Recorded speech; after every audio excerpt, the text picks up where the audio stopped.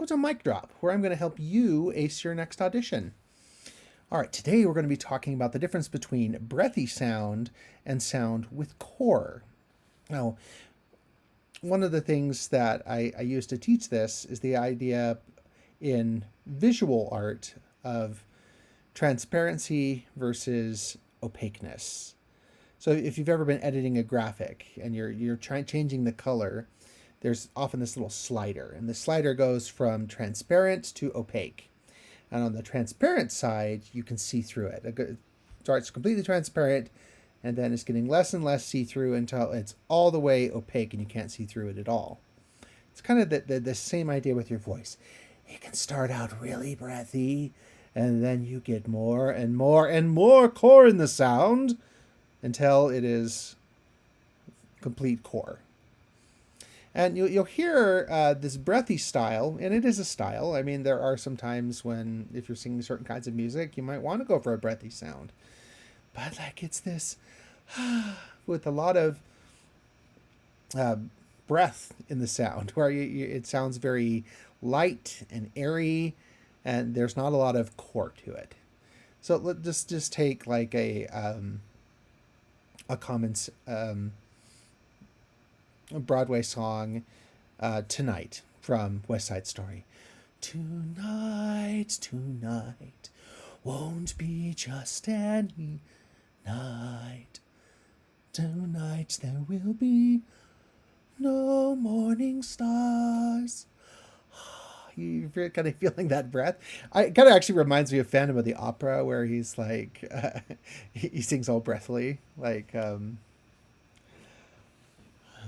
nighttime sharpens, heightens each sensation.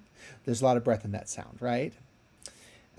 On the other hand, we have a lot of core in the sound, and that's where the breath, of course we're still using our breath, but it doesn't sound breathy. It sounds like you're using your breath to create just this very focused, pure sound that doesn't have a lot of that breath coming through. So you sing, tonight, tonight, won't be just any night.